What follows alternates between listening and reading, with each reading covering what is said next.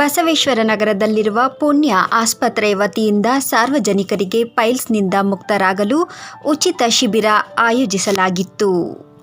ಉಚಿತ piles Fisher ಪಿಸ್ತಲ ಚಿಕಿತ್ಸೆ ಕಾರ್ಯಕ್ರಮವನ್ನು ದೀಪ ಬೆಳಗಿಸಿ ಪುಣ್ಯ ಆಸ್ಪತ್ರೆ ವ್ಯವಸ್ಥಾಪಕ ನಿರ್ದೇಶಕರಾದ ಡಾಕ್ಟರ್ ನಾಗರಾಜ್ ಬಿ ಪುಟ್ಟಸ್ವಾಮಿರವರು, ಡಾಕ್ಟರ್ ಪುಣ್ಯವತಿ ಸಿ ನಾಗರಾಜ್ರವರು, ಆಸ್ಪತ್ರೆಯ ವೈದ್ಯರು, ಸಿಬ್ಬಂದಿಗಳು ಉಚಿತ ಶಿಬಿರಕ್ಕೆ ಚಾಲನೆ ನೀಡಿದರು. ಪೈಲ್ಸ್ ರೋಗದ ಕುರಿತು ಸಾರ್ವಜನಿಕರಿಗೆ ಅರಿವು ಮೂಡಿಸಲಾಯಿತು. ಪೈಲ್ಸ್ ಫಿಷರ್ ಪಿಸ್ತೂಲದಿಂದ ನರಳುತ್ತಿರುವ ನೂರಾರು ಜನರಿಗೆ ತಪಾಸಣೆ ಮಾಡಲಾಯಿತು. ಇದೇ ಸಂದರ್ಭದಲ್ಲಿ ಡಾಕ್ಟರ್ ನಾಗರಾಜ್ರವರು ಮಾತನಾಡಿ, ಮನುಷ್ಯ ಒತ್ತಡ ಜೀವನ, ಆಹಾರ ಪದ್ಧತಿ, ಸೋಂವಾರಿತನದಿಂದ ಪೈಲ್ಸ್ ರೋಗ ಬರುತ್ತಿದೆ. ಕಾಲಕಾಲಕ್ಕೆ ರೋಗಿಗಳು ಸಂಕೋಚವಿಲ್ಲದೆ ವೈದ್ಯರನ್ನು ಭೇಟಿ ನೀಡಿ ಸೂಕ್ತ ಚಿಕಿತ್ಸೆ ಪಡೆದುಕೊಳ್ಳಬೇಕು. ಈ ರೋಗವನ್ನು ಪ್ರಾಥಮಿಕ ಹಂತದಲ್ಲಿ ಚಿಕಿತ್ಸೆ ನೀಡಬೇಕು. ಇದರಿಂದ ಜೀರ್ಣಕ್ರಿಯೆ ಉತ್ತಮವಾಗುತ್ತದೆ. ಇಲ್ಲದೆ ಹೋದರೆ ರೋಗ ಉಲ್ಬಣವಾದರೆ ಪ್ರಾಣಾಪಾಯ ಸಂಭವಿಸುವ ಸಾಧ್ಯತೆಯಿದೆ. ಸಾರ್ವಜನಿಕರ ಆರೋಗ್ಯವಂತರಾಗಿ ಬಾಳಲು ಪ್ರತಿದಿನ ವ್ಯಾಯಾಮ ಮತ್ತು ಉತ್ತಮ ಆಹಾರ ಪದ್ಧತಿ ಅನುಸರಿಸಬೇಕು. ಪೈಲ್ಸ್ ಎಂದು ಭಯ, ಸಂಕೋಚ ಬಿಡಿ. ವೈದ್ಯರಿಂದ ಸಲಹೆ, ತಪಾಸಣೆ ಮಾಡಿಸಿಕೊಂಡು ಪೈಲ್ಸ್ ಮುಕ್ತರಾಗಿ ಬಾಳಿ ಎಂದು ಹೇಳಿದರು.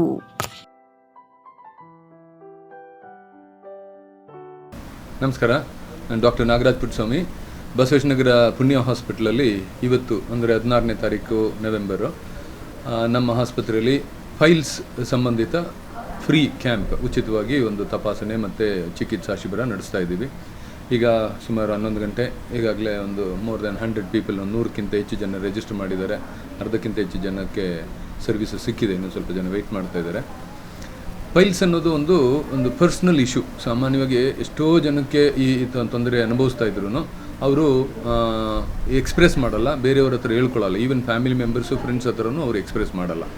ನನ್ನ ಸಜೆಷನ್ ಏನು ಅಂತಂದರೆ, ದಯವಿಟ್ಟು ನಿಮ್ಮ ಹತ್ರದಲ್ಲಿರುವಂಥ ಡಾಕ್ಟರ್ಗಳು, ಕ್ಲಿನಿಕ್ ಹತ್ರ ಹೋಗಿ ಅವ್ರು ನಿಮ್ಮ ಕಷ್ಟಗಳನ್ನ ಹೇಳ್ಕೊಂಡ್ರೆ ಅವರು ಸೂಕ್ತ ಸಲಹೆ ಕೊಡ್ತಾರೆ ಅಂತ ಅನ್ನೋದು ಒಂದು ಭರವಸೆ. ಪೈಲ್ಸ್ ಅನ್ನೋದೇನು ಅಂದರೆ ಎನಿಥಿಂಗ್ ಇನ್ ದ ಏನಲ್ ರೀಜನ್, ಅಂದರೆ ಮೋಷನ್ ಹೋಗೋ ಜಾಗದಲ್ಲಿ ಏನು ತೊಂದರೆ ಇದ್ದರೂ ಅದನ್ನು ಪೈಲ್ಸ್ ಅಂತ ನಾವು ಕನ್ಸಿಡರ್ ಮಾಡೋ ಥರ ಇದೆ. ಅದಲ್ಲ. ಪೈಲ್ಸ್ ಅನ್ನೋದಂದರೆ ಸಾಮಾನ್ಯವಾಗಿ ಪೇಯ್ನ್ಲೆಸ್ ಬ್ಲೀಡಿಂಗ್, ನೋವೇ ಆಗಲ್ಲ, ಬಟ್ ಮೋಷನ್ ಮಾಡೋಕ್ಕೆ ಹೋದಾಗ ಬ್ಲೀಡಿಂಗ್ ಆಗ್ತದೆ, ಸಾಮಾನ್ಯವಾಗಿ ಆಗುವಂಥದ್ದು.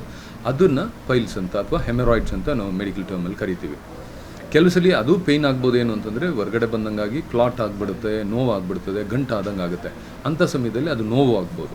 ಬಟ್ ಪೇಯ್ನ್ಫುಲ್ ಡಿಫಿಕೇಷನ್ ಅಂದರೆ ಪೇಯ್ನ್ ಆಗುವಂಥದ್ದು, ಮೋಷನ್ ಆಗೋದು ಕೆಲವು ಸಲ ಫಿಷರ್ ಅಂತ ಆಗ್ಬೋದು, ಅಥವಾ ಪೆರಿಯನ್ನಲ್ ಆಪ್ಸಿಸ್ ಅಂತ ಆಗ್ಬೋದು. ಇಂಥದ್ದು ಕಂಡೀಷನ್ಸ್ಗಳಲ್ಲಿ ಪೇಯ್ನ್ ಅಂತ ಇರ್ತದೆ. ಕೆಲವು ಸಲ ಲಿಟಲ್ ಕಾಂಪ್ಲೆಕ್ಸ್ ಸಿನಾರಿಯೋ, ಒಂದು ಫಿಸ್ಟುಲಾ ಅಂತ ಆಗ್ಬಿಡ್ದು, ಒಂದು ಸಿಂಪಲ್ ಇರ್ಬೋದು, ಅದು ಕಾಂಪ್ಲೆಕ್ಸ್ ಇರ್ಬೋದು. ಈ ಥರದ ಹಲವಾರು ಸಮಸ್ಯೆಗಳು ಆ ಗುದದ್ವಾರದ ಸಂಬಂಧ ತೊಂದರೆಯಿಂದ ಆಗ್ತದೆ. ಕೆಲವು ಸಲ ಏನು ದೊಡ್ಡ ಸಮಸ್ಯೆ ಏನು ಅಂತಂದರೆ ಅದರಲ್ಲಿ ಕ್ಯಾನ್ಸರ್ ಸಂಬಂಧಿತ ತೊಂದರೆನೂ ಆಗ್ಬೋದು. ಹಂಗಾಗಿ ದಯವಿಟ್ಟು ನಿಮ್ಮ ಹತ್ತಿರದಲ್ಲಿರುವಂಥ ಡಾಕ್ಟರ್ಗಳು, ಪ್ರಿಫರಬ್ಲಿ ಸರ್ಜನ್ ಡಾಕ್ಟರ್ಗಳನ್ನು ಭೇಟಿ ಮಾಡಿದ್ರೆ ನಿಮಗೆ ಒಂದು ಸೂಕ್ತವಾದ ಸಲಹೆ ಸಿಗುತ್ತೆ ಅಂತ ಅನ್ನೋದು ನಂದು ಜನರಲ್ಲಿ ಮನವಿ ಅಂತ ಅನ್ಬೋದು.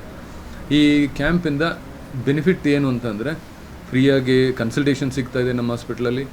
ಎಷ್ಟೊಂದು 10 ಇನ್ವೆಸ್ಟಿಗೇಷನ್ಸು ಫ್ರೀಯಾಗಿ ನಡೆಸ್ತಾ ಇದ್ದೀವಿ. ಮತ್ತು ಟ್ರೀಟ್ಮೆಂಟು ಫ್ರೀಯಾಗಿ, ಮೆಡಿಕೇಷನ್ಸ್ ಎಲ್ಲ ಕೊಡ್ತಾಯಿದ್ದೀವಿ. ಕೆಲವು ಪೇಷಂಟ್ಸ್ಗಳಿಗೆ ಸರ್ಜರಿ ಬೇಕು ಅನ್ನೋವಂಥದ್ದು, ಆಪ್ರೇಷನ್ ಬೇಕು ಮುಂದಿನ ದಿನಗಳಲ್ಲಿ ಅಂತ ಅನ್ನೋರಿಗೆ ಈಗ ಸರ್ಜಿಕಲ್ ಫೀಸ್, ಅಂದರೆ ಈಗ ಆಪ್ರೇಟಿಂಗ್ ಸರ್ಜನ್ ನಾನು, ನನ್ನ ಫೀಸ್ನ ಫ್ರೀಯಾಗಿ ನಾನು ಮಾಡಿಕೊಡ್ತೀನಿ. ಖರ್ಚಾಗುವಂಥದ್ದು ಏನು basic medical expenditure, hospital expenditure ಏನಾಗುತ್ತೆ ಅದನ್ನು ಕೊಟ್ಟರೆ ನಾನು ಆಪ್ರೇಟ್ ಮಾಡಿಕೊಡ್ತೀನಿ ಅಂತ ನಾನು ಕಾನ್ಫಿಡೆನ್ಸ್ ಕೊಟ್ಟಿದ್ದೀನಿ ಪೇಷಂಟ್ಗಳಿಗೆ. ಈಗಾಗಲೇ ಸುಮಾರು ಜನ ರಿಜಿಸ್ಟರ್ ಮಾಡಿದ್ದಾರೆ. ಇದೊಂದು ಅಡ್ವಾಂಟೇಜ್. ಇದು ನಿರಂತರವಾಗಿ ನಮ್ಮ ಆಸ್ಪತ್ರೆಯಲ್ಲಿ ಬೇರೆ ಬೇರೆ ತೊಂದರೆಗಳಿಗೆ ನಾವು ಮಾಡ್ತಾನೆ ಬಂದಿದ್ದೀವಿ. ಇದು ಒಂದು ಆಲ್ಮೋಸ್ಟ್ ಲಾಸ್ಟ್ ಮಂತು ನಮ್ಮಲ್ಲಿ ಮಹಿಳೆಯರಲ್ಲಿ ಕ್ಯಾನ್ಸರ್ ತಪಾಸಣಾ ಶಿಬಿರ ಅಂತ ಮಾಡಿದ್ದೀವಿ. ಅದಕ್ಕೆ ಮುಂಚೆ ಜಾಯಿಂಟ್ ರಿಲೇಟೆಡ್ ಪ್ರಾಬ್ಲಮ್ ಮಾಡಿದ್ವಿ. ಈ ಥರದ್ದು ಕಂಟಿನ್ಯೂಸ್ ಆಗಿ ಕ್ಯಾಂಪ್ಗಳು, ಈವೆಂಟ್ಸ್ ಅಂತ ಮಾಡ್ತಾ ಇರ್ತೀವಿ. ಉದ್ದೇಶ ಏನು ಅಂತಂದರೆ, ನಮಗೆ ಒಂದು ಸ್ಥಾನ, ಮಾನ, ಗೌರವ ಈ ಸಮಾಜದಿಂದ ಸಿಕ್ಕಿದೆ. ಸಮಾಜಕ್ಕೆ ವಾಪಸ್ ನಾವು ಏನು ಕೊಡ್ಬೋದು ಅಂತಂದರೆ ಈ ರೀತಿಯಲ್ಲಿ ವಾಪಸ್ ನಾವು ಕೊಡ್ಬೋದು ಅಂತ ಅಂದ್ಬಿಟ್ಟು ನಮ್ಮ ಒಂದು ನಿರಂತರವಾದ ಪ್ರಯತ್ನ.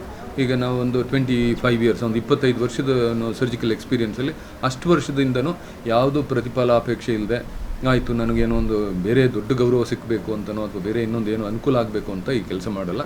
ನಮ್ಮ ಸಮಾಧಾನಕ್ಕೋಸ್ಕರ ನಾನು ಈ ಕೆಲಸ ಮಾಡ್ತಾ ಬಂದಿದ್ದೀನಿ. ನನ್ನ ಜೊತೆಯಲ್ಲಿ ಡಾಕ್ಟರ್ ಪುಣ್ಯವತಿ ಅವರು, she is the head of the institute. ಅವರು ನಾನ್ ಸ್ಟಾಪ್ ಅನ್ಕಂಡೀಷನಲ್ ಸಪೋರ್ಟ್ ಇರುತ್ತೆ. ಈ ಕೆಲಸಗಳನ್ನು ನಾವು ಮಾಡ್ತಾ ಬಂದಿದ್ದೀವಿ. ಈಗ ಫೈಲ್ಸ್ ಬರದೇ ಇರಬೇಕು ಅಂತ ಅನ್ನೋದಾದರೆ ಏನು ನಾವು ಮಾಡಬೇಕು ಸಾಮಾನ್ಯವಾಗಿ ಅಂತ ಅಂದ್ಬಿಟ್ಟು, ಈಗ ಭಾಳಷ್ಟು ಜನ ಇವತ್ತಿನ ದಿನಗಳಲ್ಲಿ ಕೂತ್ಕೊಂಡು ಕೆಲಸ ಮಾಡುವಂಥದ್ದು, ಲಾಂಗ್ ಟೈಮ್ ಆಫ್ ಸಿಟ್ಟಿಂಗ್ ಅಂತ ಹೇಳ್ತೀವಿ. ಅದನ್ನು ಅವಾಯ್ಡ್ ಮಾಡಬೇಕು. ಮಧ್ಯದಲ್ಲಿ ಎವ್ರಿ 1 hour 2 hours ಎದ್ದು ಓಡಾಡುವಂಥದ್ದು ಒಂದು ಕೆಲಸ, ಮಿನಿಮಮ್ ಕೆಲಸ ಮಾಡಬೇಕು. ಚೆನ್ನಾಗಿ ಆರೋಗ್ಯಕರವಾಗಿ ಬೇಕಾದಷ್ಟು ನೀರು ಕುಡಿಬೇಕು.